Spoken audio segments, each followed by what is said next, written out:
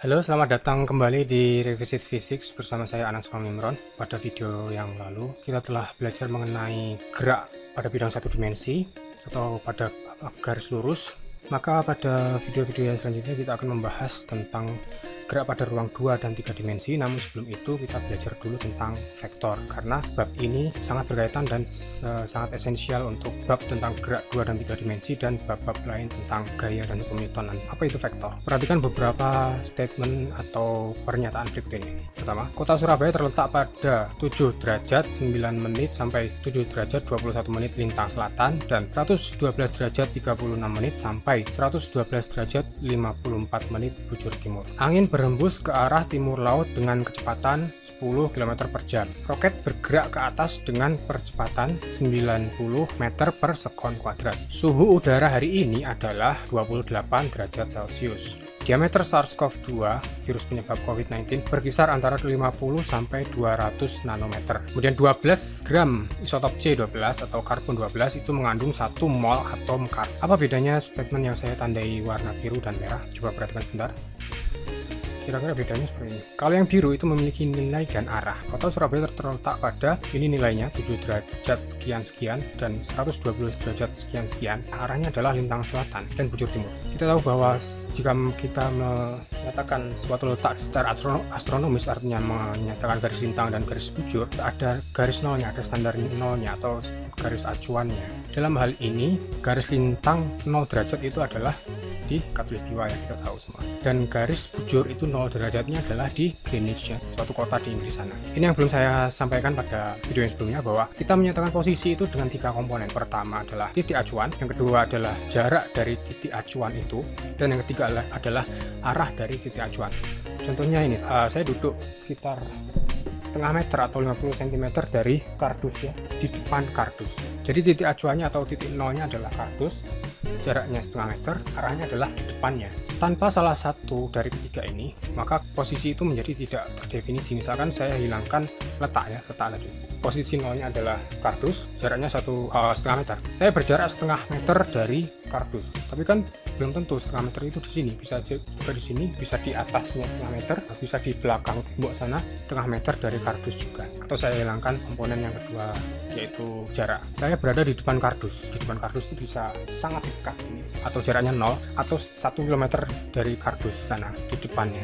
Kemudian kita lihat statement yang kedua, angin berhembus ke timur laut dengan kecepatan 10 km per jam. Ya, kita sudah belajar bahwa kecepatan itu adalah vektor karena memiliki arah, sedangkan kelajuan itu hanya nilainya saja. Roket bergerak ke atas dengan kecepatan 90 meter per sekon kuadrat. Ya, ke atas itu adalah arahnya dengan percepatan 90 meter per sekon kuadrat. Ini adalah nilai dari besaran ini.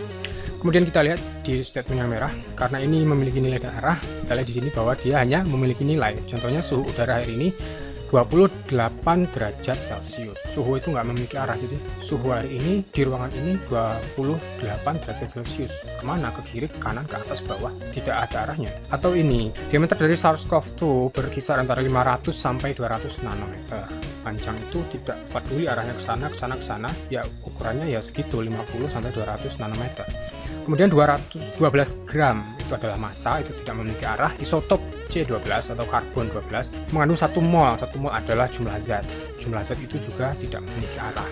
Nah, untuk yang biru yang memiliki nilai dan arah, itulah yang bisa kita sebut sebagai besaran vektor atau vektor quantities, dan yang hanya memiliki nilai saja tanpa memiliki arah, itu yang kita sebut sebagai besaran skalar atau scalar quantities. Kemudian secara geometris, vektor itu digambarkan dengan anak panah. Ini misalkan perpindahan dari P1 ke P2 dilambangkan dengan vektor A. Ini hanya gambaran geometris. Pada kenyataannya memang kita tidak melihat panah tersebut. Misalkan angin berhembus ke utara, kan kita tidak melihat mana panahnya, tapi kita bisa merasakan angin tersebut itu adalah besarannya dan arahnya adalah ke utara. Misalkan vektor itu dituliskan dengan huruf tebal, bercetak tebal, atau kalau kita tulis tangan, kita gunakan tanda panah di atasnya. Kemudian nilai atau besarnya vektor A itu dilambangkan dengan bercetak miring tanpa tebal. Kalau tebal itu adalah vektornya, kalau miring tapi tidak tebal itu adalah nilainya atau modulusnya. Atau kalau kita tulis tangan gitu, kita tuliskan dengan tanda ini, nilai mutlak ya. Karena modulus vektor itu pasti bernilai positif. Kemudian vektor satuan atau basis. Kita tahu bahwa dalam sistem koordinat Cartesius itu ada X, Y, dan Z. Nah, vektor satuan adalah vektor yang sejajar dengan sumbu X, Y, Z ini yang nilainya adalah satu satuan,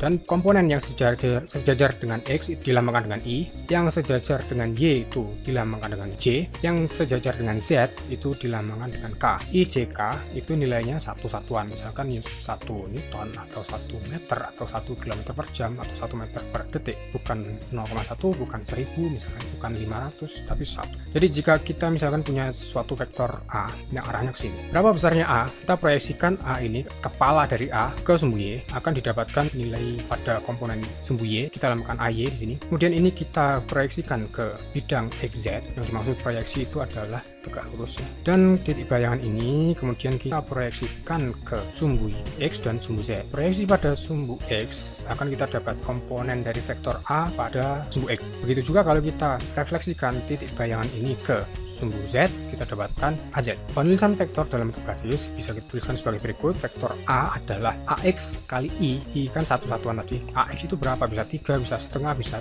0,1, bisa 1000 kali satu satuan I tadi yang sejajar dengan sumbu X. Dan yang sejajar dengan sumbu Y adalah J, jadi AY dikalikan J. Yang sejajar dengan sumbu Z adalah K, yaitu AZ dikalikan K.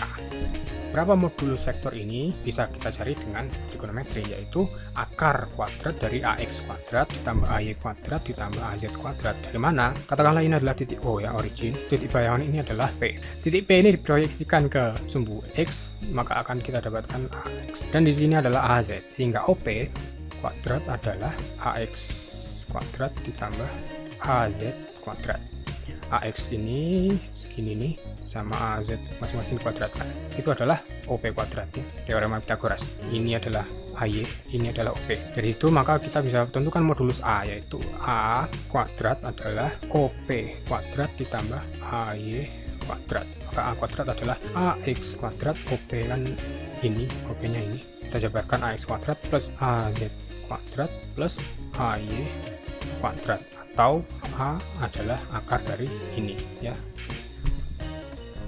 Nah, kemudian kalau kita ambil 2 dari 3 dimensi itu tadi ya, untuk menyederhanakan kita ambil saja komponen sumbu X dan Y, maka pada komponen X besarnya adalah AX, pada komponen sumbu Y besarnya adalah AY. Dan jika ini vektor A ini terhadap sumbu X membentuk suatu sudut, yaitu sudut theta, maka dari definisi trigonometri kita tahu bahwa sinus theta adalah AY dibagi A. Kemudian cosinus theta adalah AX atau sisi yang berada di samping sudut dibagi dengan sisi paling panjang, hipotenusanya. Kemudian tangan X adalah sisi di depan sudut, yaitu AY dibagi sisi di sampingnya, yaitu AX. Definisi ini akan kita pakai pada persoalan-persoalan yang akan datang. Contoh nih, sebuah kapal berlayar dengan koordinat awal X1 Y1 0,0. Jadi pada titik awal origin 10 menit kemudian koordinatnya menjadi X1 Y1. Berapakah komponen-komponen kecepatannya serta nilai dan arah kecepatannya selama selang waktu tersebut? V rata-rata pada X atau Vx rata-rata berarti pada itu adalah delta X per delta T, 120 dikurangi 0 per 10 menit. Ini kita tuliskan satuannya, sehingga 120 dibagi 10 adalah 12 meter per menit. Kemudian pada komponen Y, Vy rata-rata adalah delta Y per delta T. Berapakah nilainya? Itu adalah 200 ya, dikurangi 0 itu 200 meter per 10 menit. Atau 20 meter per menit. Serta nilai dan arah kecepatannya. Nilai berarti adalah modulusnya. Berapa modulusnya? Modulusnya adalah V rata-rata. Itu adalah Vx rata-rata ya, kuadrat dari Vx rata-rata ditambah kuadrat dari Vy rata-rata, kemudian di akar, teorema Pythagoras biasa. Ini adalah 12 kuadrat berarti 144, Vy kuadrat itu 20 kuadrat berarti 400, maka ini adalah akar dari berapa? 544, itu adalah 4 akar 34 meter per menit. Kemudian kemana arahnya? Arah itu berkaitan dengan sudut. Yang paling mudah kita tentukan tangannya saja, karena kita tahu VY dan VX-nya. Tangan theta adalah VY per VX, yaitu 20/12 atau 5/3 ya. Sehingga sudut theta adalah inverse dari tangan 5/3, 59,04 derajat dari sumbu X ya, X, Y. Di sana adalah V-nya. Kita lanjut kepada penjumlahan vektor. Karena kita tahu bahwa vektor itu memiliki nilai, maka vektor bisa dimanipulasi secara matematis, salah satunya dengan penjumlahan. Penjumlahan dua vektor, misalnya A dan B, ini ada satu sifat dari vektor. Dua buah vektor dikatakan sama bila arah dan nilainya sama. Ya, B ini sama dengan B ini, karena arahnya sama, yaitu ke sana. Besarnya juga sama ya, panjangnya ini sama, atau modulusnya sama. Untuk memungkinkan penjumlahan, maka kita pindahkan B ini ke sini. Penjumlahan adalah kepala dari A, kita pertemukan atau kita himpitkan dengan ekor dari B. Kemudian ekor dari A kita tarik garis lurus kepada kepala dari B. Itu adalah penjumlahannya ya. Dalam hal ini kita sebut C adalah A plus B. Atau kalau kita tuliskan menurut komponen-komponennya, A sendiri adalah AXI plus AYJ plus AZK, dan B sendiri adalah BXI, BYJ, dan BZK. Maka penjumlahan keduanya adalah AX plus BXI ditambah AY plus BYJ ditambah AZ plus BZK. Itu adalah penulisan vektornya berdasarkan basis satu-satunya. Contoh, seorang pria berjalan 3 km ke arah timur, lalu 4 km ke selatan, katakanlah timur adalah vektor A, ke selatan vektor B, maka berapakah resultan perpindahannya? Katakanlah itu C. Resultan perpindahannya, besarnya C adalah akar dari besarnya A kuadrat ditambah besarnya B kuadrat, atau modulus dari A kuadrat ditambah modulus dari B kuadrat. 3 kuadrat ditambah 4 kuadrat. Ya, kita tentu hafal ini ya, trigonometri. Pitagoras. Maka ini adalah 5 km. Itu kita baru dapat nilainya. Tapi 5 km ke arah mana? Kita gunakan alat trigonometri. Anggaplah ini sudut theta ya. Maka tangan theta adalah B bagi A, yaitu 4/3, maka theta adalah inverse tangan dari 4/3, yaitu 53,13 derajat dari arah timur ke selatan, atau bisa kita bilang arahnya ke tenggara.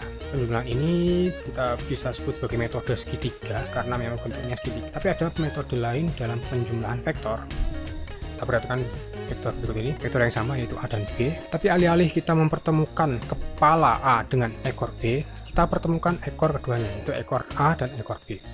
Kemudian kita buat garis yang sejajar dan sama panjang. Ini sejajar A dan sama panjang dengan A, ini sejajar B dan sama panjang dengan B, dan kita pertemukan pertemuan antara kedua ekor tadi dengan titik yang pertemuan ini. Ini sama, artinya ini adalah C sama dengan AB, tapi ini disebut dengan metode jajar genjang karena bentuknya adalah jajar genjang. Tapi nilainya sama, nilainya panjangnya sama dan arahnya pun sama ke sini. Dan penjumlahan vektor itu memiliki sifat komutatif, artinya C plus AB akan sama dengan B plus A. Kita buktikan, ini vektor B, ini vektor A. Ini kan penjumlahan adalah pertemuan antara kepala dan ekor. Dari garis ini akan terbentuk C. Ini adalah C yang secara geometris artinya adalah B plus A. Ini panjangnya sama, arahnya juga sama. Kemudian pengurangan vektor. Contohnya roket itu tadi ya. Roket itu arah vertikal ke atas percepatannya adalah 90 km per jam. Tapi kita tahu bahwa bumi itu menarik dengan percepatan gravitasi sebesar 9,8 km per jam. Jadi artinya resultannya berapa? Resultannya tinggal 80-an meter per sekon kuadrat ke arah atas. Itu contoh dari pengurangan vektor. Kita dapatkan satu sifat lagi. Kebalikan dari suatu vektor atau nilai negatifnya adalah vektor dengan nilai yang sama namun dengan arah yang berkebalikan. Misalkan B arahnya ke sana, yang nyerong ke atas, maka minus B arahnya adalah nyerong ke bawah. Tapi panjangnya sama, atau modulus B dan minus B itu sama, hanya berbeda arah. Nah, jika A ini kita tambahkan dengan minus B, kita dapatkan C. Arti geometrisnya adalah A ditambah minus B, itu adalah C. Atau secara matematis adalah A min B. Tapi secara geometris, secara vektor ini maksudnya A ditambah minus B. Kita bandingkan dengan vektor D, yaitu A plus B. Panjangnya berbeda, arahnya pun berbeda. Dan C sama dengan A min B ini bisa kita uraikan menurut komponen-komponennya, yaitu AX min BX I ditambah AY min BY BYJ ditambah AZ min BZK.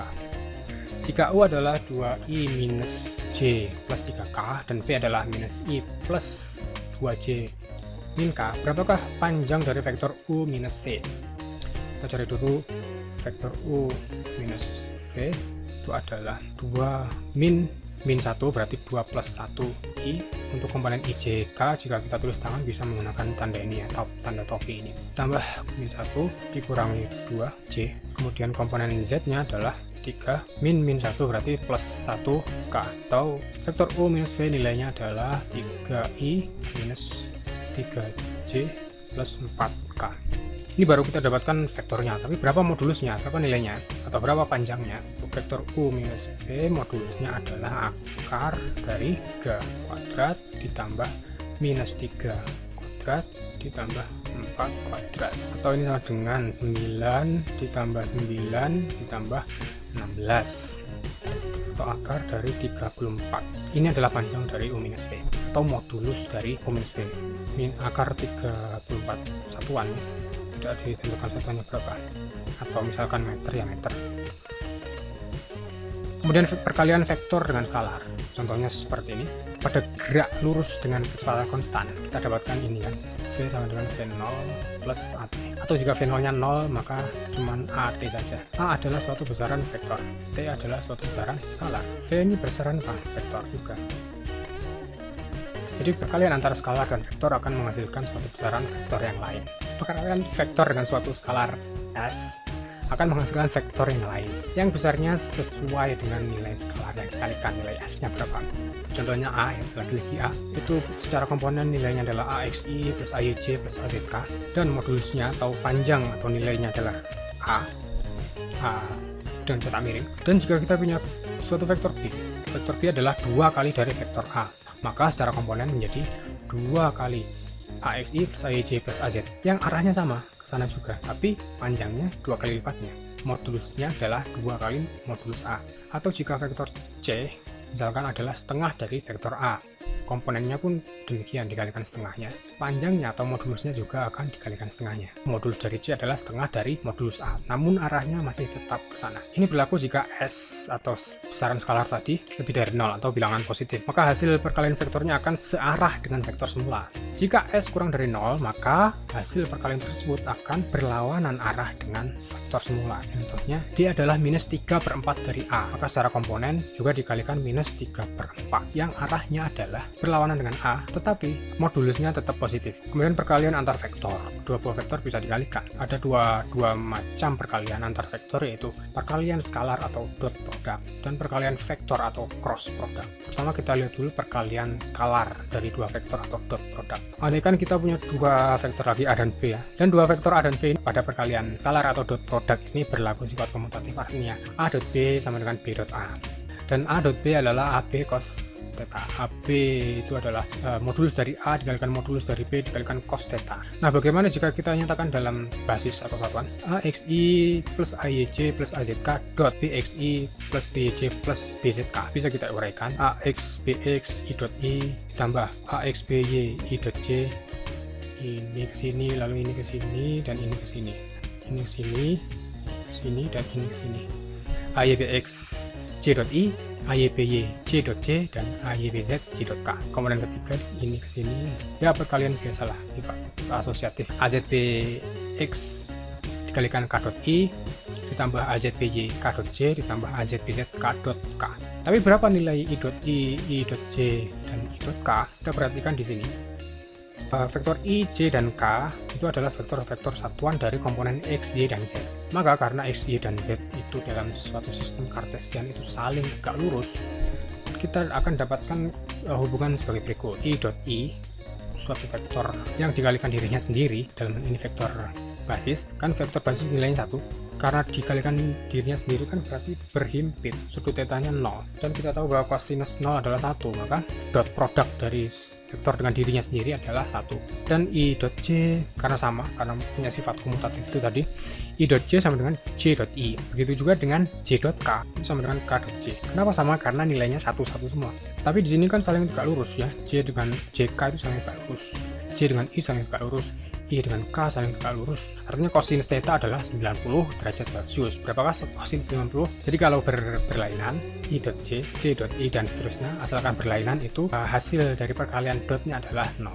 Maka dari itu bisa kita hilangkan yang berlainan i.c, j.k, dan seterusnya itu kita hilangkan. Maka yang tersisa adalah ini axbx i.i, berarti axbx kali 1 ya, axbx. ayby c.c itu ayby, azbz k.k adalah azbz. Jadi perkalian dot dari dua buah vektor, jika kita urai per komponennya, hasilnya adalah sebagai berikut. Komponen masing-masing yang dikalikan dan dijumlahkan semuanya, kira-kira seperti itu. Oke, kemudian apa yang dimaksud dengan perkalian vektor atau perkalian cross vektor, cross product? Berbeda dengan dot product atau perkalian skalar vektor yang menghasilkan suatu besaran skalar, perkalian vektor atau cross product antara dua vektor akan menghasilkan vektor yang lain. Perkalian cross ini dilambangkan dengan cross, ya tentu saja silang, dan di sini tidak berlaku sifat komutatif. Artinya A cross B itu tidak sama dengan B cross A, tapi sama dengan minus B cross A. Kenapa seperti itu? Karena A cross B adalah modulus A dikalikan modulus B dikalikan C dan dikalikan lagi dengan sinus theta, ya, sudut antara dua vektor ini. Apa itu C? C adalah suatu vektor satuan yang tegak lurus dengan bidang AB, dua vektor yang kita kalikan. Bagaimana dengan arah dari vektor C tersebut? Bisa kita tentukan dengan aturan tangan kanan. Jika telunjuk ini adalah vektor A, jari tengah adalah vektor B, maka C adalah ke arah sini, ke arah jempol. A, B, C. Maka dari itu tidak berlaku sifat komutatif ya pada perkalian cross ini, karena B kalikan A itu harusnya kan dikalikan minus C, bukan dikalikan C lagi. Perhatikan jika ini kita tuliskan berdasarkan komponen X, Y, Z-nya atau IJK-nya. A cross B adalah AXI plus AYJ plus AZK cross BXI plus BYJ plus BZK. Kita kalikan satu persatu ya, menjadi 3 baris. Ya seperti tadi sifat asosiatif tadi, ini tambah ini tambah ini, kemudian baris yang kedua adalah ini kali tambah ini, baris ketiga adalah ini tambah ini tambah ini. Lalu bagaimana hubungan I cross I cross C dan seterusnya ini? Perhatikan di sini, I cross I karena berhimpit maka sudutnya 0 dan sinus 0 adalah 0. Maka perkalian cross dari suatu vektor terhadap dirinya sendiri akan bernilai 0. Bagaimana dengan vektor satuan yang berlainan? I cross J, kita mengikuti aturan tangan kanan tadi. I cross J adalah K, I-nya 1, modulusnya 1, J-nya modulusnya 1, K itu ya K, sinus 90 derajat itu 1. Jadi I cross J adalah K, dan J cross I adalah minus K, ya ke sini. Atau bisa kita tuliskan minus J, artinya ini di sini, minus J cross I, minus J cross I adalah K. Begitu juga dengan yang lain, J cross K, aturan tangan kanan, J cross K adalah I. Begitu juga dengan K cross I, K cross I adalah J. Sehingga yang sama, I cross I, J cross J, dan K cross K bisa kita hilangkan, dan yang lain bisa kita uraikan lebih lanjut. Dari baris pertama, I cross J itu K positif, I cross K adalah minus J AXBZ dikurangi AYBX kali K, karena J cross I adalah minus K, atau minus J cross I itu K. J cross K adalah I, kemudian baris ketiga K cross I itu adalah J, dan K cross J adalah minus I. Sehingga akan kita dapatkan hubungan ini. Ini kita kumpulkan I dengan I, J dengan J, K dengan K. Kita dapatkan hubungan sebagai berikut. AYBZ minus AZBYI ditambah AZBX minus AXBZJ ditambah AXBY minus AYBX K. Bagaimana cara menghasilkannya? I, J, K. I itu berkaitan dengan sumbu X, maka komponennya tidak ada X-nya, yaitu komponen Y, dan Z. Begitu juga dengan J. J itu berkaitan dengan sumbu Y, maka komponen atau modulus dari masing-masing komponennya itu tidak ada kaitannya dengan Y. Maka yang kita jumlahkan di sini adalah Z dan X. Begitu juga dengan K, karena K berkaitan dengan sumbu Z, maka modulus dari komponen-komponen yang kita jumlahkan adalah dari komponen X dan Y. Dan ini ada beberapa latihan soal yang bisa dikerjakan, dan seperti biasa latihan soal ini akan saya bahas pada video yang selanjutnya.